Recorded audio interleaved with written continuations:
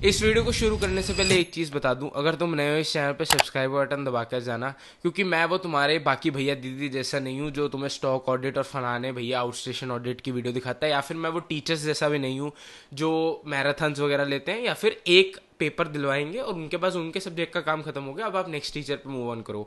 मैं तुम्हारे साथ पेपर देता हूँ, तुम पहले चेकआउट कर लो जैन वाला अटेम्प्ट में। एक एक दिन में 3 3 वीडियो 2 2 वीडियो आती है, क्योंकि पेपर के टाइम में सबसे ज़्यादा एक्टिव होता हूँ और पेपर के टाइम तुम्हारी प्रॉब्लम का सोल्यूशन लेके आया हूँ। इंटरप्रिटेशन ऑफ स्टैट्यूट्स नहीं हो रहा, टैक्सेशन को कैसे टैकल करें, अकाउंटेंसी के सम्स, और भैया चैप्टर 5 ऑडिट का बहुत कुछ प्लान कर रखा है इस बार मैंने। मतलब मैं हर बार सिर्फ स्ट्रैटेजी से ऊपर जाना चाहता हूँ, कुछ बेटर करना चाहता हूँ, तुम्हारी हेल्प करना चाहता हूँ।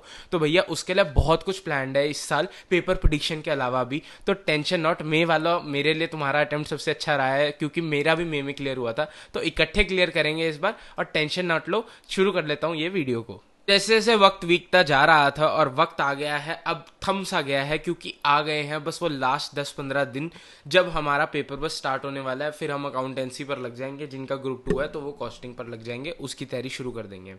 और इस ड्यूरेशन में हमारा सबसे ज़्यादा अब क्या होता है, मोराल गिरना शुरू हो जाता है। पढ़ने का मन नहीं करता है, पढ़े तो क्या पढ़े, और ऐसा लगता है जो भी सारी पढ़ाई करी थी ना वो मैंने बर्बाद कर दी है और मैं इसको छोड़ देता हूँ, ड्रॉप कर देता हूँ, नेक्स्ट अटेम्प्ट दे दूंगा। अब तो आईसीआई ने भी 3 अटेम्प्ट दे दिए हैं, या फिर मेरा इस बार भी क्लियर नहीं होगा भैया, मैं 3 घंटे में फिर कुछ ना कुछ करामाती कराऊंगा और मेरे नंबर नहीं आने वाले। तो मैं उस ड्यूरेशन में तुम्हें यही बोलता हूँ कि जब ये लास्ट मोमेंट्स आते हैं ना, यू वॉन्ट बिलीव मी, ये पासिंग के यही चांसेस है, इसी ड्यूरेशन में बंदा पास होता है। एक पर्सन चाहे जितनी मेहनत कर ले पूरे साल, अगर वो लास्ट के 3 4 दिन में वो ढंग से उसको रिवाइज नहीं करके जाएगा और उस 3 घंटे के पेपर में उसको ढंग से प्रेजेंट नहीं करके आएगा, वो कभी पास नहीं हो सकता। Let me give you an example. अगर तुम्हारे नोट्स तुम्हारी कॉपी में बहुत सुंदर बने हुए हैं, मैं कहूँ they are the best notes a student can read, सब कुछ गिवन है उसमें, बट तुम्हारी आंसर शीट खाली है, बता दो कौन तुम्हें पास करेगा? Your notes are not the sub standard to give you marks, तुम्हारी आंसर शीट है।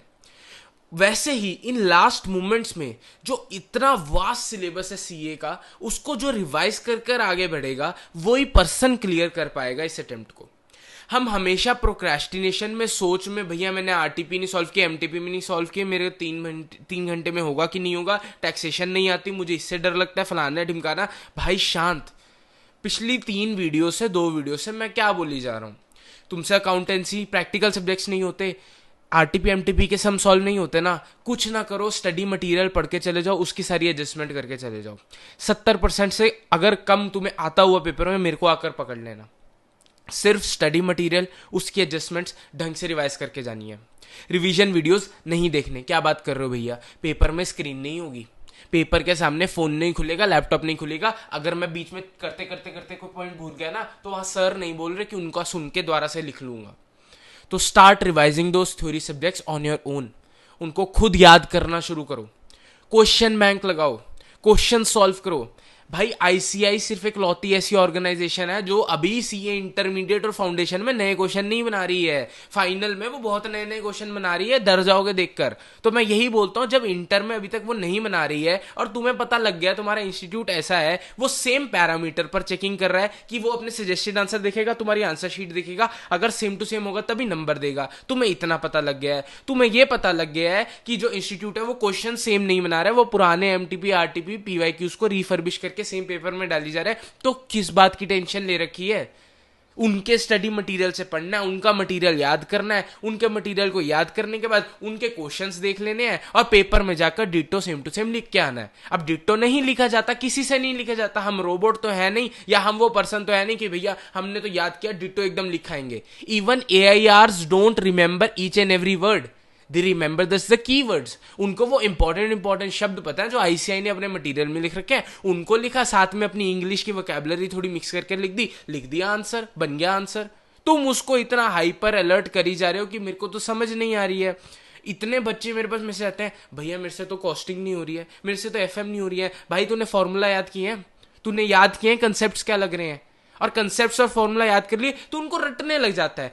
उनको अंडरस्टैंड करके क्वेश्चंस में अप्लाई करना सीख। क्यों प्लस किया था, क्यों माइनस किया था, क्यों हम कॉस्ट बनाते हुए किस चीज को ऊपर लिखते हैं, किस चीज को नीचे लिखते हैं। वहां पे कोई नई आइटम आ गई, लो जी हो गया काम। उसके बाद हम जब ये 10 दिन में होते हैं, तब भैया हम क्या करने लग जाते हैं, हम मटेरियल शफलिंग शुरू कर देते हैं। आज मैं ये किताब भी पढ़ूंगा, वो भी पढ़ूंगा, उस टीचर के नोट से भी पढ़ूंगा, उससे भी पढ़ूंगा। भाई जो पुराना टीचर फॉलो कर रहे थे, जिस किताब से पूरे साल पढ़ा है, उसी किताब से पढ़ना होता है। अब चाहे वो बड़ी हो छोटी हो, इस वक्त टाइम नहीं है कि तुम सब्स्टिट्यूट कर लो किसी और टीचर के मटेरियल पे या किसी और टीचर के रिवीजन वीडियो पे। रिवीजन वीडियो कम से कम देखने होते हैं इस ड्यूरेशन में। Most is self study. और अगर अभी भी 10 से 12 घंटे डेली नहीं पढ़ रहे हो तो कोई फायदा नहीं है फिर तो।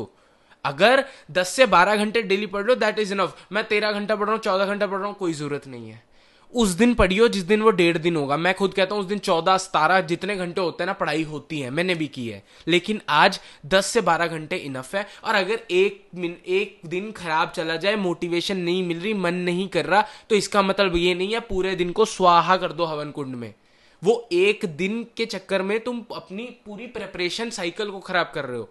उस एक घंटे को खराब कर दो। मन नहीं कर रहा, 1 घंटा ना पढ़, 1 घंटा बाहर घूमा, टहला, फोन चला ले, चल आजा वापिस आके अब पढ़ते हैं। अब पढ़ना है, कर लिया आराम, हो गया ब्रेक, हो गया रिलैक्सेशन, अब पढ़ना है। और याद रखना मेरी बात, भाई तुम्हें टीचर बोलते होंगे AIR पहले से डिसाइडेड होते हैं, वो होते हैं। मैं बोलता हूं AIR आज डिसाइड हो रहा है। AIR उस 3 घंटे का जब तक पेपर लॉक इन नहीं होता ना, तब तक कोई AIR डिसाइड नहीं होता। वो 3 घंटे के पेपर जब लिख लेते हो ना, उसके बाद AIR डिसाइड होता है, कि चेकिंग के बाद AIR डिसाइड होता है। Luck comes into the favour बाद में। डिपेंड करता है तुम्हारा पेपर कैसा गया, तुमने पेपर कैसा लिखा, क्या हुआ। लेकिन आज जो तुम लास्ट मोमेंट पे रिवाइज कर रहे हो, वो मैटर करता है। तुमने आज लास्ट मोमेंट में कौन सी ऐसी चीज थी जो देख ली, रिवाइज कर लिया, और उसको 1.5 दिन में भी दोबारा देख लिया, और वही चीज पेपर में आ गई। आज वो टाइम है वो टफ टॉपिक्स का जो तुम 1.5 दिन में छोड़ के जाने वाले थे। आज एक बार पूरे सिलेबस को रिवाइज कर लो। 1.5 दिन में जाकर, मैं खुद बोलता हूं, मैं पेपर प्रिडिक्शन देता हूं, मैं खुद बोलता हूं इंपॉर्टेंट टॉपिक्स देख के चल जाना, उनको रिवाइज कर लेना। लेकिन आज तो मक्कारी मत कर। आज तो सारा कुछ देखकर, आज तो सारा कुछ पढ़कर चला जा। बस इतना करना है, इतने से हो जाएगा। बस खुद को शांति रखनी है, खुद को हमेशा मोराल अप रखना है यार। प्रेमानंद जी महाराज क्या कहते हैं, भाई क्यों गिरे हुए रहते हो, खुद को क्यों गिरा रखा है, क्यों खुद ही को उल्टा बोलना है, मेरे से ही नहीं होगा। हम जितना ज्यादा नेगेटिव बोलते रहते हैं ना, हम उतनी ज्यादा नेगेटिव एनर्जी को अट्रैक्ट करते हैं। और भैया मैनिफेस्टेशन तो तुमने सुनी ही होगी, लोग सुनते आते हैं ना, मैनिफेस्टेशन वही होता है, यूनिवर्स तुम्हें वही देता है। तो अब उठो, पढ़ाई करनी चालू करो। जो होनी थी गेम खेल हो गया है, डिसीजन मेकिंग सब हो चुकी है, एडमिट कार्ड आ चुके हैं भैया, पेपर की सेंटर सुंटर सज चुके हैं। और अब तुम्हारा वक्त है अपने पेन उठाने का और पढ़ाई करने का और मेहनत करने का। इसके बाद भी अगर कोई डाउट एंड क्वेरी और तुम चाहते हो भैया आप एड्रेस कर दो, be it any doubt and query, मैं कहता हूँ कमेंट सेक्शन खुला है, मेरे को ज़रूर बता दो, मैं उस पर भी वीडियो बनाकर ले आऊँगा। क्योंकि ये अब मेरा भैया एक्टिव टाइम आ गया है। बीकॉम में मेरे भी पेपर चल रहे हैं और अलग प्रेशर है, सीए फाइनल की स्टडीज़ हैं, थोड़ा SPOM है, वो सब प्रेशर भी चल रहा है, आर्टिकलशिप भी होती है। लेकिन स्टिल मैं तुम्हारे साथ पूरी मेहनत करने को तैयार हूँ। अब मेरी उससे सीख क्या लेने का पर्पस है, मैं उससे क्या सिखाना चाहता हूँ। लाइफ किसी की आसान नहीं है और लाइफ आगे जाके और ज़्यादा टफ होने वाली है। जिंदगी कभी भी आसान नहीं थी, ना आसान होने वाली है। जस्ट दैट हम और ज़्यादा केपेबल हो जाते हैं, हम और ज़्यादा समझदार हो जाते हैं उन प्रॉब्लम्स को हैंडल करने के लिए। और लेजीनेस तो भैया सबसे इजी है, प्रोक्रेस्टिनेशन और लेजीनेस सबसे आसान है।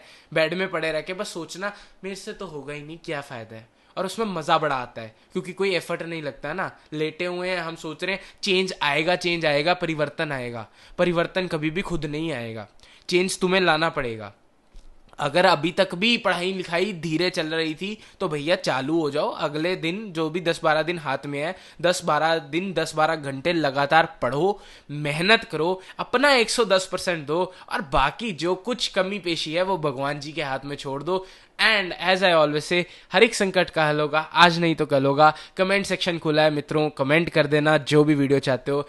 एंड मिलता रहूंगा जल्दी। मेहनत करते रहो, पढ़ाई करते रहो।